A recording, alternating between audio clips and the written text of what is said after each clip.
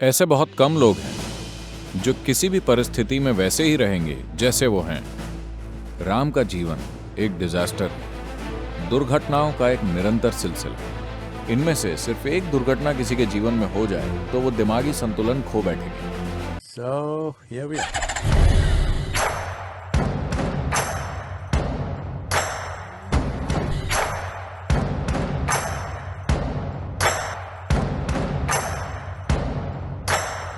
ऐसे बहुत कम लोग हैं जो किसी भी परिस्थिति में वैसे ही रहेंगे जैसे वो हैं। मैं किसी और शहर में था जिसका नाम भी न से शुरू होता है। मैं आंध्र प्रदेश के नेल्लोर शहर में बात कर रहा था, स्कूल स्टूडेंट्स के एक बड़े समूह से। फिर मैंने कहा कि कोई सवाल हो तो पूछिए। एक 14 साल की लड़की ने खड़े होकर पूछा, सदगुरु, कहते हैं कि राम अयोध्या से श्रीलंका तक पैदल गए थे। क्या यह प्रैक्टिकल है कि कोई अयोध्या से श्रीलंका तक पैदल चल के जाए, या यह सिर्फ एक कहानी है? मैंने उसे देखकर कहा, देखो, तुम अभी छोटी बच्ची हो।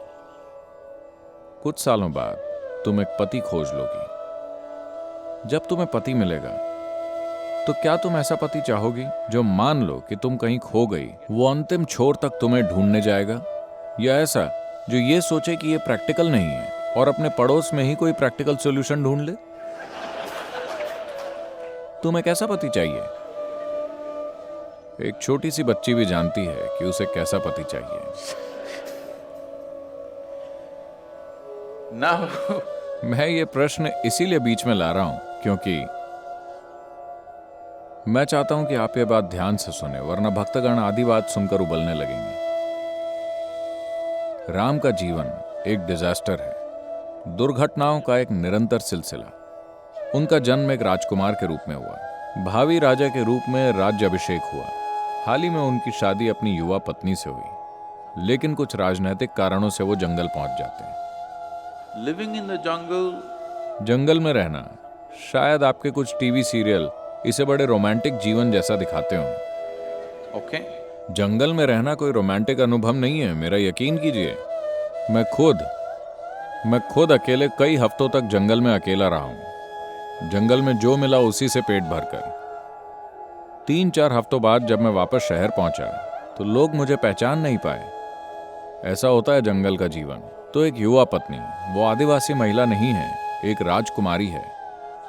उनके साथ जंगल में रहना कोई रोमांस भरा जीवन नहीं, बल्कि बहुत कठिन जीवन है। ये जानते हुए कि ये कितना कठिन होगा, छोटा भाई दोनों की मदद के लिए उनके साथ चल देता है, क्योंकि उसे पता है कि इस युवा स्त्री के साथ उन्हें जंगल में कितनी दिक्कत होने वाली है। फिर जैसे उतना ही काफी नहीं था, उनकी पत्नी का अपहरण हो जाता है।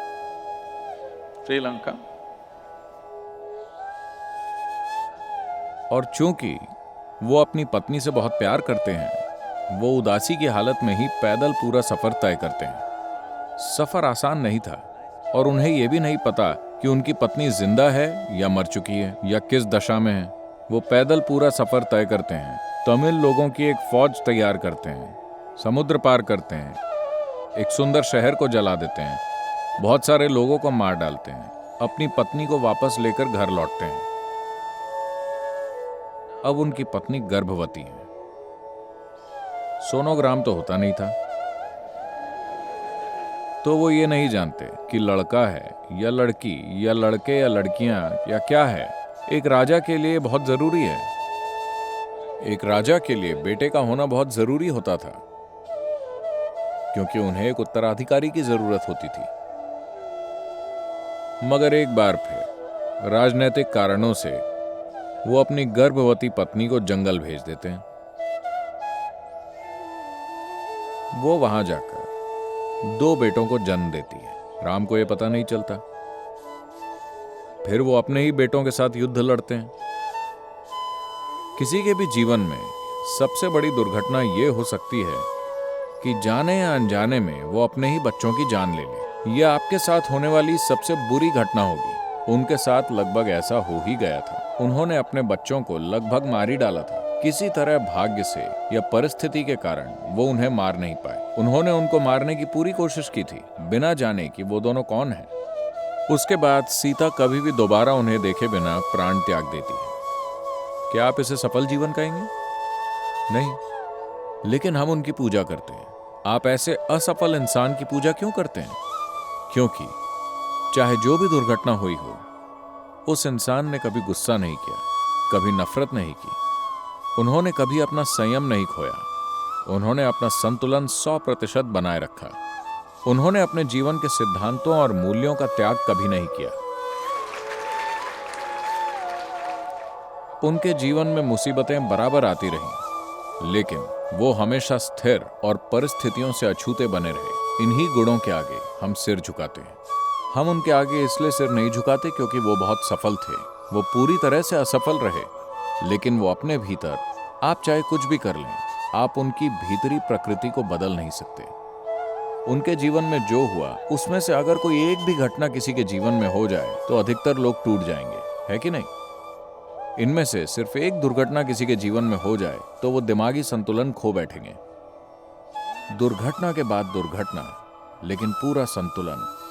We are bowing down to that quality because this is inner management. हम उसी गुण के सामने सिर झुका रहे हैं क्योंकि यही इनर मैनेजमेंट है। अगर आप बाहर दुनिया में जाकर कुछ करना चाहते हैं तो दुनिया आपके ऊपर क्या फेंकेगी, इस पर आपका कोई कंट्रोल नहीं होता। लेकिन आप उससे क्या बनाते हैं, वो 100% आपका है। आप किसी भी परिस्थिति में पैर रखने से, इस दुनिया में किसी भी हालात का सामना करने से नहीं कतराएंगे, क्योंकि आपके भीतर आनंद की केमिस्ट्री है। राम एक शांतिमय केमिस्ट्री में है। चाहे आप उनके ऊपर कितनी भी तकलीफें फेंकें, उसी तरह अगर आपके पास आनंद की केमिस्ट्री है तो चाहे कोई आपके ऊपर कितनी भी गंदगी फेंके, आप आनंद में ही रहेंगे।